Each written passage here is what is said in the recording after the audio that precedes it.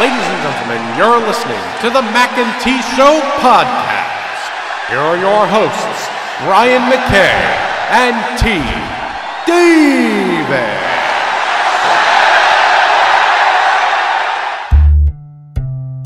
This is the Mackay T Show. This is the Mackay T Show. We talk movies and TV shows, sports and world news, coasting like on a world cruise. Hosted by Brian Mackay and T Davis.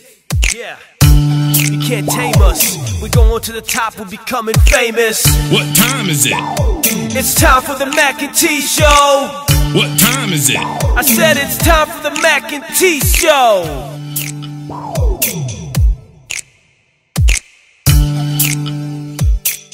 Welcome back to the Mackay T Show podcast.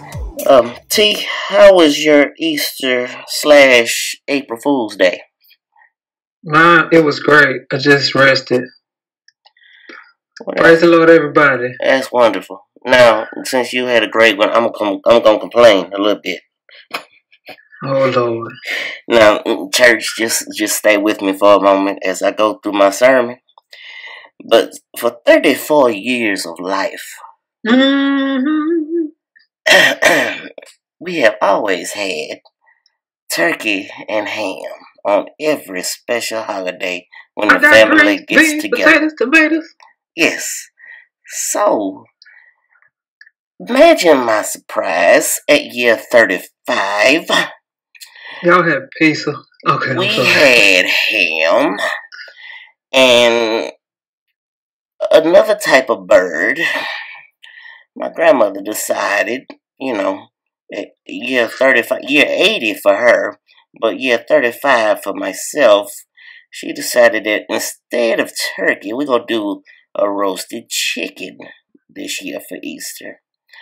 Now, thank God for chicken. I enjoy chicken. Yes, thank God for chicken. He didn't have to do it, but he did. No, he did not. Gave him 2 legs. Okay, I'm sorry. Go ahead. Preach. So being the sarcastic person that I am, I couldn't let this go. So I made sure it was talked about all day long. In fact, during the meal, if somebody asked me, everything good? I said, oh yeah, this turkey is real good. It's a real good turkey. And that's how I refer to it all day long. In fact, I think my sarcasm went a little too far because at one point in the day, when I went back for leftovers, I was going to make me a turkey sandwich. Turkey was not in the fridge. I inquired as to where the turkey was.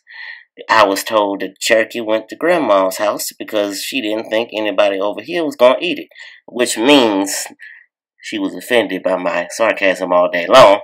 So I had to go make up and apologize, and yeah. So got my turkey sandwich, by the way.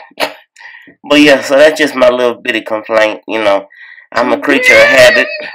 Did y'all put some hot sauce on it? They did. My mom and my grandma don't think anything can go without hot sauce. But speaking of things that were not so hot, let's talk about the men's Final Four this weekend. The thrill is gone. Thrill is gone away, baby. Oh, I'm sorry. Go ahead.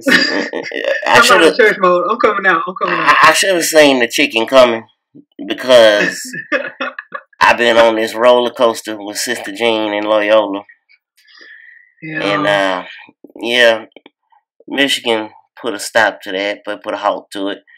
Mo Wagner, Michigan's big-time post player, led the team with 24 points, 15 rebounds. Just a huge performance by him. They just, in the second half, just dismantled everything Loyola was trying to do.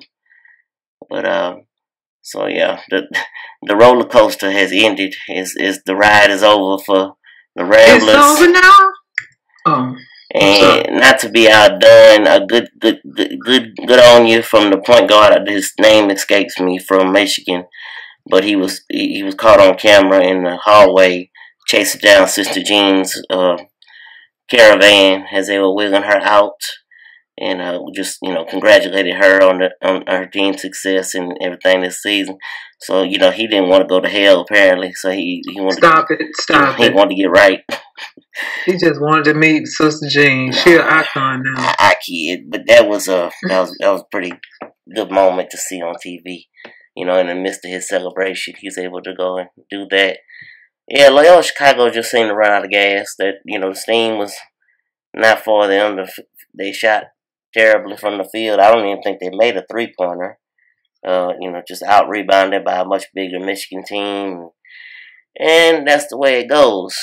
So tonight Michigan will face Villanova, who once again win their second in 3 years.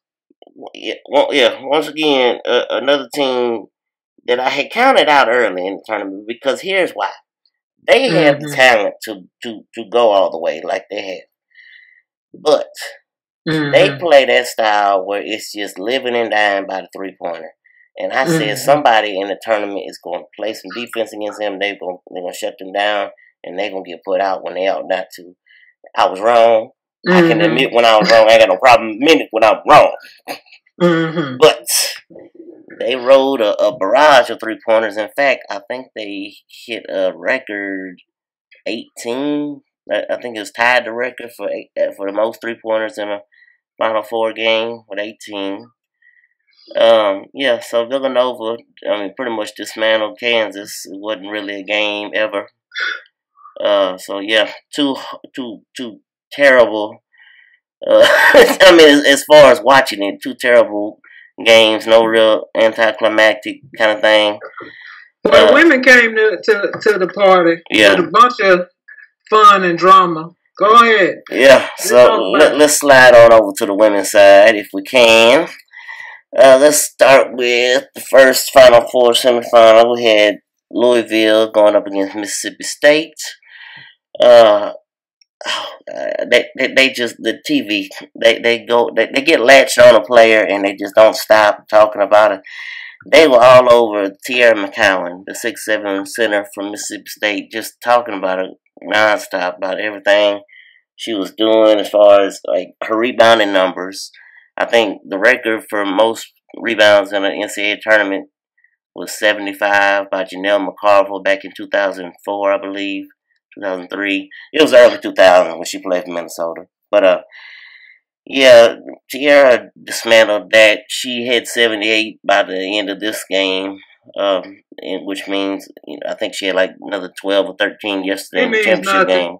Oh, I'm sorry. She had to be in the record book. They lost. Go ahead. So anyway, let's see.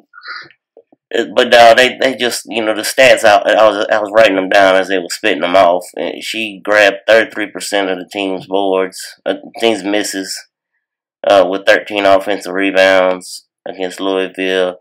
Just had but here's my problem. She's the monster on the board because she's 6'7". She needs, before she comes to next year's season, because it's going to be different for her with all these guards graduated. She's not going to have the same opportunities. But what she needs to do all off-season long, I want her to find at least 2 post moves. Well, we couldn't find one for the kid at South Carolina. That's all she ever had and left with. So, good luck. Yeah. I just want her to find a way to learn 2 post moves. Because all she has is to turn and shoot over you. And she's so just clumsy and weak. I don't mean talk about it as bad because she had big numbers. But she just, it's just infuriating to watch her play. But, let's see. A couple more stats for you. Mississippi State, who won, by the way, I have not made that clear, but if you did not know, they won. They finished with an offensive efficiency of 104.2, scoring 73 points on 70 possessions. Louisville ended with an offensive efficiency of 92.6, scoring 63 points on 68 possessions. At halftime, both were about 88 points per 100 possessions, which was pretty impressive. It wound up being a 10-point game, 73-63, but it was very close. And honestly, Louisville was in control up until a foul was called on, I can't think of the girl's name, from Louisville, post player. But she immediately, just in reaction, just slaps the floor. They call it a technical foul. And they go with your personals. Yeah, and from then on, it's just like the switch was flipped into State's favor, and they wound up taking it. Yeah, so that was a very interesting game.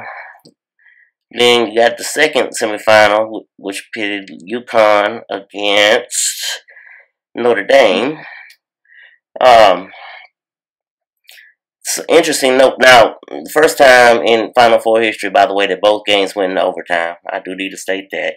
Interesting note from this game, in particular, both teams, UConn and Notre Dame, only played 6 players in a game that went through overtime, which is pretty impressive. Let's see. Yeah, Notre Dame winds up winning on the last second shot by Enrique Gumbawale. Let's see, the shooting percentages were even, 56% for each team.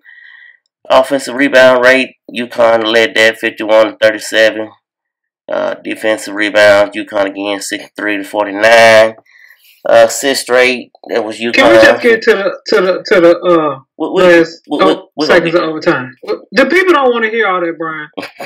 That's why I'm going through it. So anyway, yeah, Notre Dame was led by its 2 guards, Gumbawale with 27 points and Jackie Young with 32. Yeah, it was just, first time, no, not first time, but what was the stat I read? Each of the last 2 seasons, UConn entered the Final Four with a 36-0 record. Both of them lost by 2 in overtime on the game-winning shot. That's crazy. That's good. Yeah. Let's see. But yeah, so that moved on Notre Dame and to play Mississippi State. Did you tell the people the last second shot? Did I tell them? The Big O hit our first game winner. In overtime. Yes. Talk to him, Brian. Talk to him. Yes. Yeah. Gumbawale, as she takes down UConn. Oh, did you see who tweeted her? Who was at the game watching? I want him to have several seats. But he got a daughter, so that's probably why he all into women's basketball. He got 2 girls, and they showed both of them not. They showed him and his wife. They didn't show the daughters on TV. Interesting. Okay. So yeah, but no. He had tweeted out this Kobe Bryant for everyone who did not watch this. I tried not to say his name, but go ahead. He was dressed all in UConn. Clearly, he had allegiances as he was there at the game for Notre Dame UConn. But so he tweeted out, about it being, big time shot, big time player or whatever. And Gumbawale responded to him and said, now her life's complete. She got a tweet from Kobe, which he, being him, can't help himself, retweeted it and said, your life is complete when you finish the job on Sunday. So let's fast forward to Sunday, shall we? Yes, let's go on. State was in control of this game all the way until I believe it was like 6 minutes left in the third. They were ahead by 15. Everything looked like it was just rolling. And from that point on, Notre Dame outscored them 36-18. Let's see. They won, they destroyed them on the boards in the second half. That didn't mean Notre Dame. Yeah. It was a 16-1 run that really broke the game open. So it comes down. Now, mind you, church, as I've been preaching this morning, Morgan Williams, the point guard for State, was, just murdered at half court by Martina Mabry from the point guard at Notre Dame. Just completely killed. And I thought for sure, a foul would be called, something. No foul. So the ball is loose. My phone is going off this morning. People know people, and it's people calling me that know I'm doing a podcast. That's how that goes. So anyway, yeah, completely murdered at half court. No foul call. Ball bounces. Notre Dame gets it back. Tierra McCowan immediately reaches in the foul, and that fouls her out the game. Which you still have two fouls to give. So at that point, that foul don't hurt you. You don't put them at the free throw line. It was a good play, even though I think she just looked into it. I don't mean to talk about the girl, but she gets on my nerves. Anyway, so so that happens. They get the ball on the sideline. Now they have still one foul to give. Church, stay with me. They throw the ball in to Enrique Ngumbawale, and who has just 2 nights ago won the game for them at the buzzer against UConn. Stay with me now. Wouldn't you, being a coach, wouldn't you have instructed your player? I don't care who touched the ball and showed it. She ain't getting it. Even okay, now say something miraculous happens and they get it into her, which nothing miraculous happened. They just threw it right to her. So, but anyway, say they get it to her. Wouldn't have you instructed your player to use that foul to give and make them take it out again? Thank you, and make sure. You usually tell them something like, "All right, I want you to be overly aggressive and go for the steal." And don't tell them not to foul because you know you got one and it's fine, and they might just come up with a steal, or they might foul and they take it out. That mean did they know they had one foul to give? I'm hoping that they did. I mean, there was a timeout call before all this, so you think that was talked about in the huddle. Anyway, no foul is taken. Gumbawale drives to the baseline, and on her way to the baseline, she pops up and just heaves up just a miraculous 3-pointer, and it hits nothing but net. Just perfect. And with originally it was the buzzer had sounded and the game was over. Referees go to the scores table and they put .1 back on the clock for whatever reason. Stupidness. Right. They should have just said game over. But to make it worse, they take their timeout that they had left. They take a timeout. They get it at half court with .1 on the clock. And what do? Down 3. They lob for a layup. I went, now I know you don't have any time to do anything but basically a volleyball tap. But at the same time, why are you down 3 lobbing it for a layup? What's a layup going to do for you? Put you down 1. But this is the thing. 6'7" girl should have hit the layup. I mean, she had a drop step layup and she just blew it. Like, then they would have been up 2. That don't mean she wouldn't hit the shot and they would have won by 1. But it would have been more pressure. Yeah. And Tia speaking of before the phantom no call. Yeah, the right before, right. Yeah. Mm-hmm.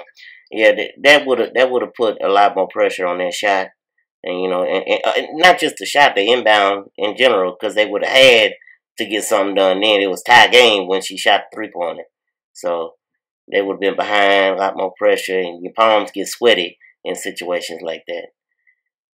But yeah. Mississippi State lost its 2nd straight national title game.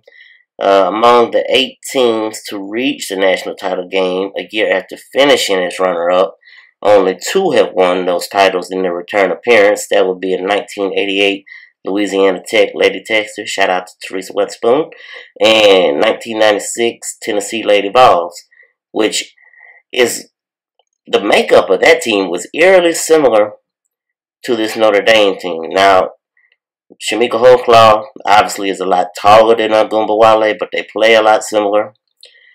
She was a freshman on that team, and the Abby Conklin from Tennessee is a lot like the big post player from Notre Dame. Basically the same kind of build and everything. So yeah, thought that was pretty interesting. And Michelle Marciniak is just nasty, dirty little player who played just like. State blew this. Okay, besides the lead they had, like you said, the thing at half court, Big girl missed a little drop step layup. One, she should have shot it with her left hand, but shot it with her right, where the defense was right on it. She missed it. She should have still made it. Right. Then the big girl gets a steal because they try to lob. I'm not sure why you try to lob over somebody that's 6'7", but she did. She got it and grabbed it and gave it to her little point guard. Her little point guard, I don't know what she should have been either trying to go straight to the back. I don't know what she was doing, whether she got bumped or not. Like, what are you doing? The game is tied. Right. At the least, you just dribble the ball out. Right. Launch one from half court. I don't know. Yeah, I mean, she was rushing up the floor like she had to go score right then. Right. Like she needed to score because they was behind. Right. So, yeah. So,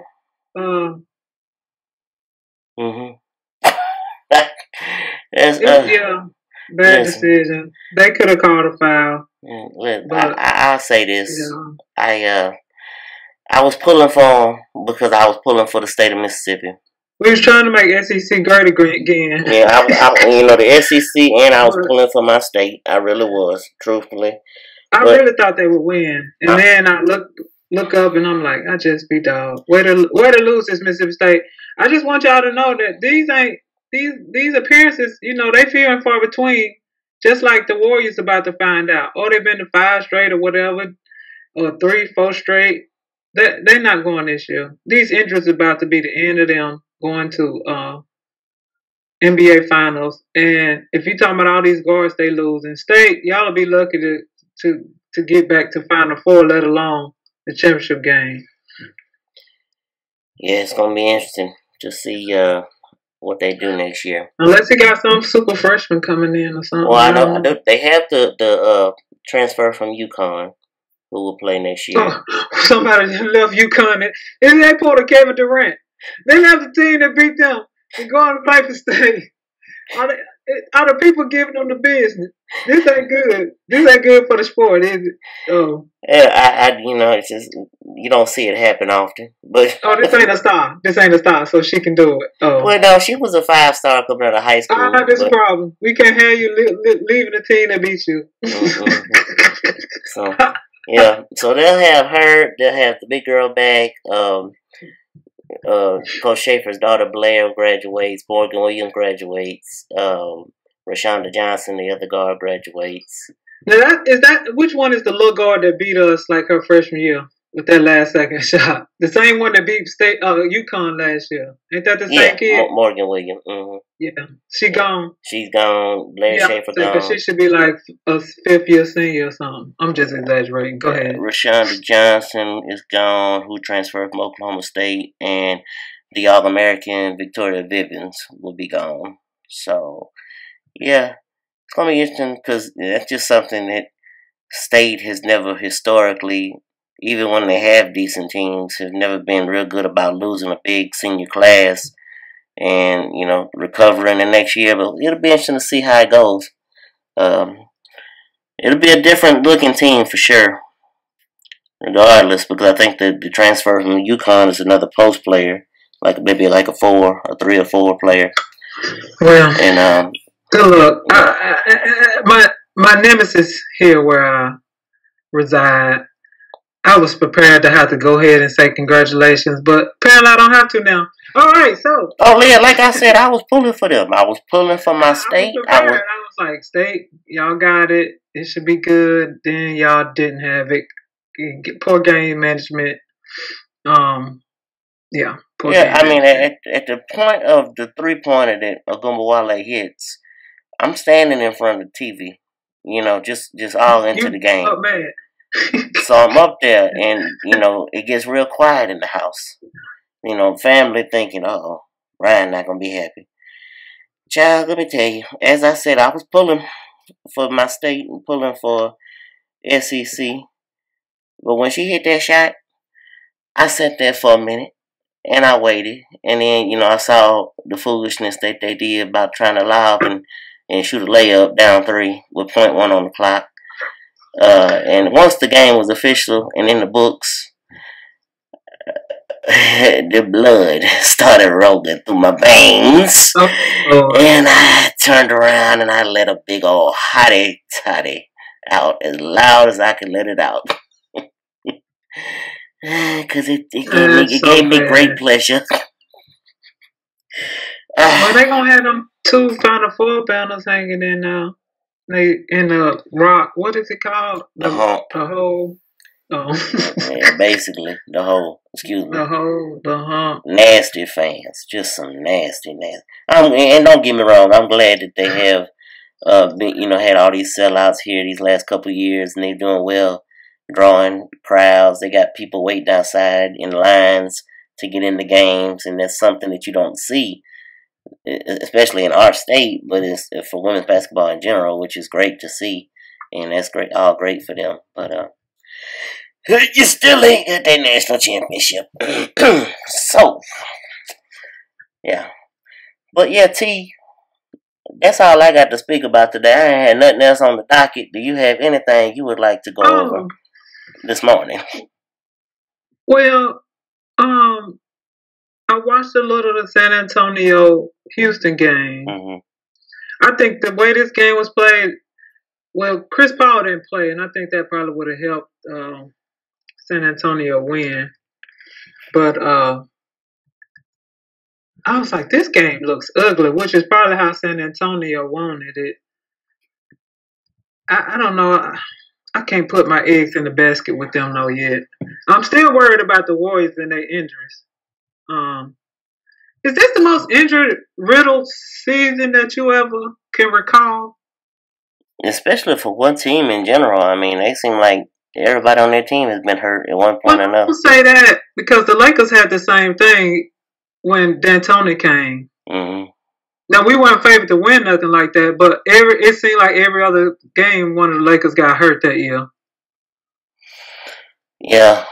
But I mean, across the board, you got, what's his name, Achilles. The first game of the year or something, second, dude from Boston messed up his leg. Literally the first quarter. Oh, man. Yeah. And then, they just been dropping like flies. Yeah, Cleveland's had a couple of injuries. Yeah, it seems like it's been a rough year for everyone. And knock on wood, Anthony Davis has not been hurt this year, which good for him. Way to go, Unibrow. Did he cut his Unibrow? Speaking of April Fools, him and Red Bull teamed up to fool everybody. Everybody 2 days ago when that video came out thought that he really did shave his unibrow.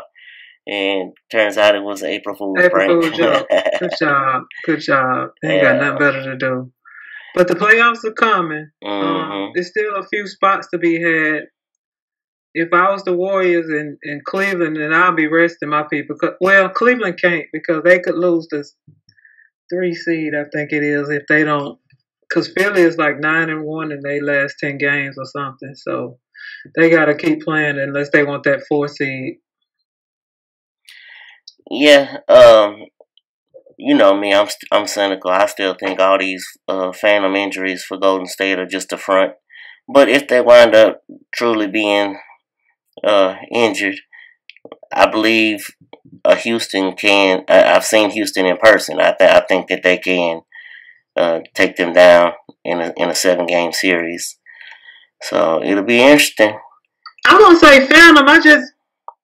Like, you can't fake, either his hand broke or not, which, now, the only injury I don't question is Curry Stephen is not playing around with his ankles. Right. I saw that with my own 2 eyes. I saw his ankle go one way and his body go the other. So, and then we saw the boy fall in, the 7-footer fall into his 6'3" little leg.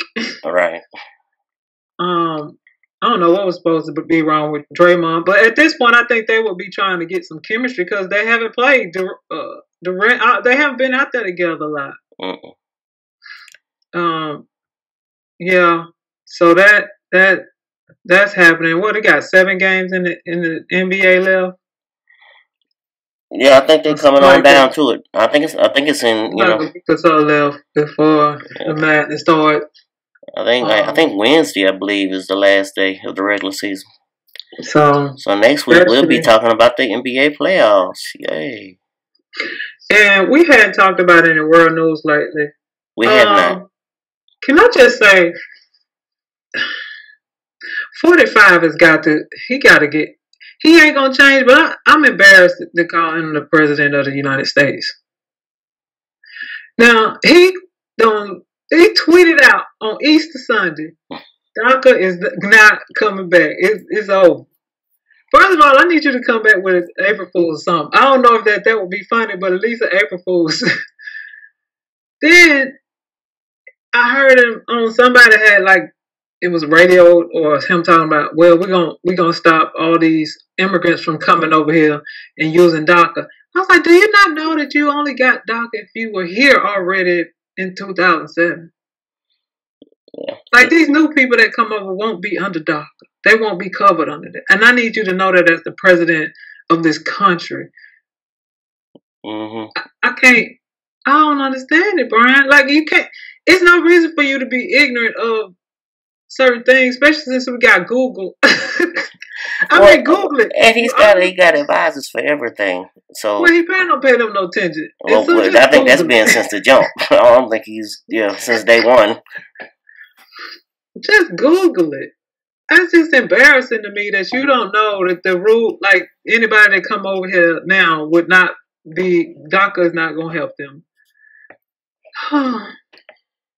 Yeah. So sad. So sad. I wish I had more for you. I don't. I just don't know. I need now tomorrow. Excuse me, today, the men to play. Could you please make it to Black Panther? Yes, I will go. Actually tomorrow. I will go tomorrow. I promise you. Y'all hear this, people? This is the promise I'm making to you and the people. Promises you don't never keep. But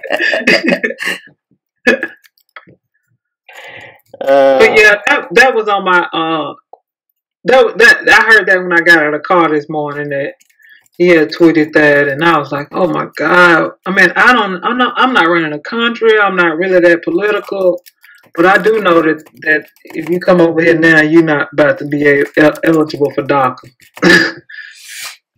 Yeah. I can't. And another disturbing thing is when the autopsy came out that the young man was shot in the back 8 times. And I was like, so he not facing y'all and y'all shot off 20 shots? Okay. Yeah, that's all I can say for that is, okay.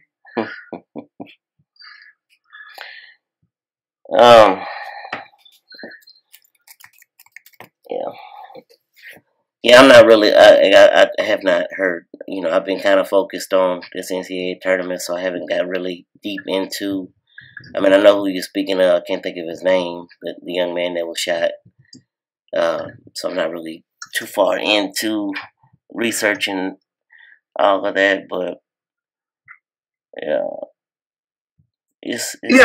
Stephen Clark. It might be pronounced Stephen. Stephen Clark. It is. I heard that on the news. Yeah, Stephen Clark. Yeah, in his grandmama's backyard. And Matt Barnes was out with the people protesting. Oh, Jesus, help me. He's from that area. I understand, but somebody else needs to be out there. Not Why? Listen, not somebody who would literally drive 2.5 hours to go beat up Derek Fisher, who's at a cookout with his children and his ex-old lady. I'm sorry, somebody that foolish. No, he was peacefully protesting. Okay. It just means it's gonna mean a lot more. Somebody. No, it's another button that you push when you talk about some man's child and his ex, and you were supposed to be friends. That's another button. That's another button. But yeah, he was out and they still protesting. And I don't know why, because I don't think people want much is gonna change. Like much not gonna change. People say all the time, once a certain generation is dead and gone, things as far as racial relations will be, on its way to being on the mend and being a lot better. I feel like racism is a learned trait. It's something that you learn, it's not something that you're born with. Right. And, you know, just even besides racism, and I'm gonna say and, not either or however, but and I don't even if we look at as far as things not changing, so I continually hear, oh, well, this next generation is gonna be the generation that change things about the guns. Mm-hmm. Stop fooling yourself. You seeing a small sample size of the 300 million Americans. Like, you're not seeing enough numbers that would be able to flip a lot of seats to make some kind of change happen. And when you got greenbacks involved, like, they don't care who getting shot. White, black, the NRA, they like, we want to make our money, we want to keep our gun. Oh, yeah. Commercialization at its finest. And so I understand that these young people are, you know, upset because they friends or whatever getting killed. But like, in 2 years, I don't really know what, like, it ain't enough of them. I don't think it's enough of them to change the, unless, I mean, we talking about when they get older and they may run for office, but,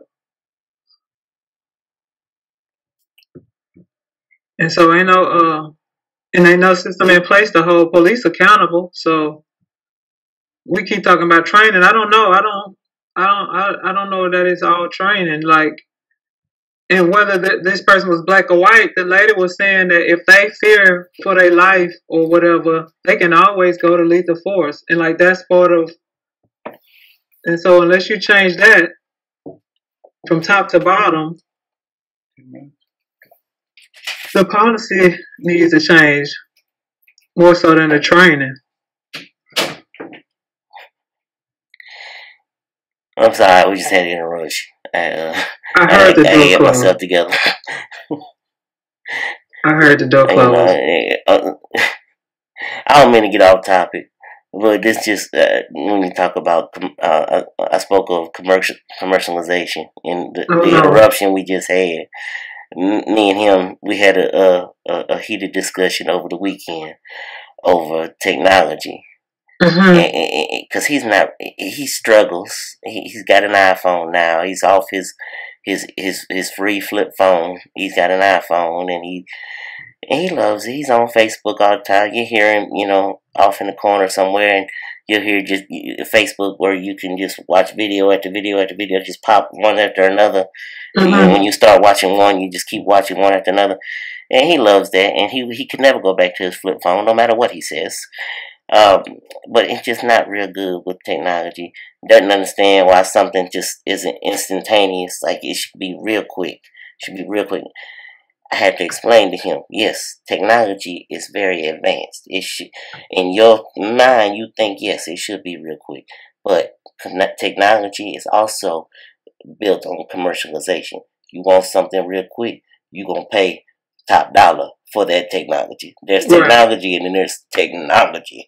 So, you know, they trying to make money. So you're going to make, you know, you're going to have to pay if you want quick service, quick. So, but that's that older generation. They just, you know, they fear what they don't understand. And I don't know about fearing it. I think that it's plenty of them that use it very well, and they do it better than I do, and they tweet and got Instagrams and all that other stuff. I mean, I just personally I don't have social media. I won't have it.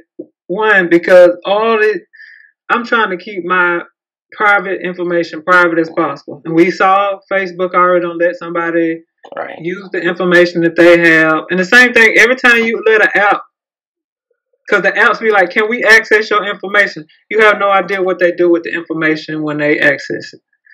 And so, as many times as I can say no, like Google. When I pull up Google now, something about your location, I'll be like, block it. Why do you need to know where I am? If I need to tell you where I am, I can put it in the search engine. If I'm looking for something specifically in this area. Yeah, but at the same time, I know enough about you to know if you actually one day decided that you want to do all that, you could pick it up like that. So.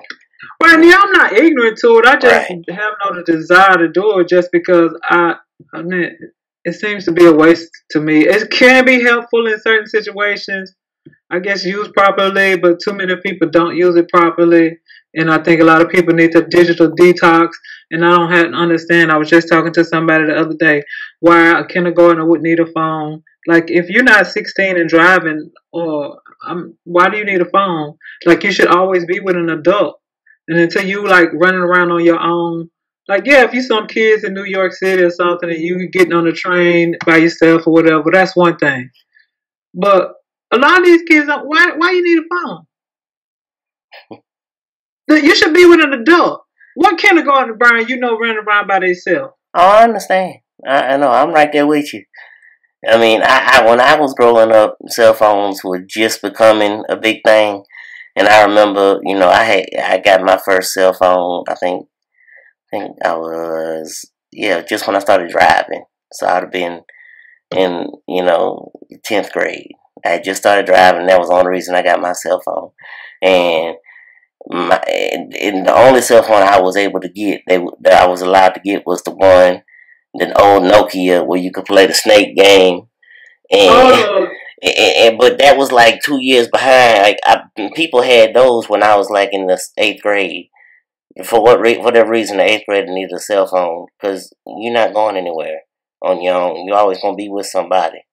So so I was 2 years behind basically on everybody else. But it just, I think that would be like the perfect time for somebody to have a cell phone when they're able to drive and they may be off somewhere on their own. They might need it right. if you lost or whatever happened. Mm-hmm. But other than that, you should be with an adult. Exactly. Maybe some 15-year-olds going home by themselves and people don't have landlines now. Well, we're going to leave the phone at the house. And when you get to the house, now you got a phone. Exactly. But when we are programming our kids. Somebody told me, and I didn't look up this research, but there was like, it's kids growing up now that don't know how to turn a page on the book because they're used to just sliding. You know how you slide things on the phone. Right. On the iPad and all that with touch screens. Mm-hmm. The concept of picking up and turning a page was foreign to them. That's crazy. That's what like my nephew, 3 years old. That's what his generation is. That's what they're going to be trained to do. They're not going to be reading books for actual books. He literally is going to know swiping, swipe left. He knows how to work. Swipe right. He knows how to work my dad's iPhone better than my 60-year-old father. He knows how to navigate through it at 3 years old. It was a time you had to take typing class. I see, like, that's not a thing now. People know how to type just because they do it all the time. Yeah. Now, I don't see some poor typers that don't use all of their fingers, but that's another story for another time. Well, yeah. So I don't mean to cut us out. I'm sorry about these generations coming up. Y'all gonna mess around. It's gonna be iRobot. But go ahead. I'm not falling for the okey-doke. Oh, I need you. Speaking of, I need you to look up Will Smith's latest Instagram post where he's on the date in the robot. Did you see him? I didn't. I never looked at the video. I saw him with it's very interesting. Like Sonya. Is that Sonya or Sophia, whatever her name is? I know who you're talking about. I can't whatever country. Yes, it does. It does look just like her. Okay, I'm gonna have to. I never clicked on it because I was like, this looks like some foolishness. Yes, you need to check it out. It's very hilarious. Great. So yeah, but make sure you go to the movie so we can talk about it because this month, people, I'm coming. The next one's supposed to be coming out. Yes, people, I'm gonna get it done. Am I wrong? Ain't that supposed to come out this month? It is 26th, I believe. Okay. Yeah, April. April is here, people. April's in the building. Shout out to my grandma's birthday. Either April the 6th or the 7th. Never can remember. Sad. Oh my. Do I know any more April babies? Do you got a birthday shout out? My mama, April 7th. That's the right date. That's the same one as my grandma. That's right. April 7th. Yes. You told me that. April 7th. Yeah. Well, anyway, let's wrap it up. As always, I am one of your co-hosts, Brian McKay, and I am with T. It's great to be Mackay Davis. What time is it? What time is it? And this has been the Mackay T Show podcast. Thank you for listening. This is the Mackay T Show. This is the Mackay T Show. We talk movies and TV shows, sports and world news, coasting like on a world cruise. Hosted by Brian Mackay and T Davis. Yeah. You can't tame us. We're going to the top, we're becoming famous. What time is it? It's time for the Mackay T Show. What time is it? I said it's time for the Mackay T Show.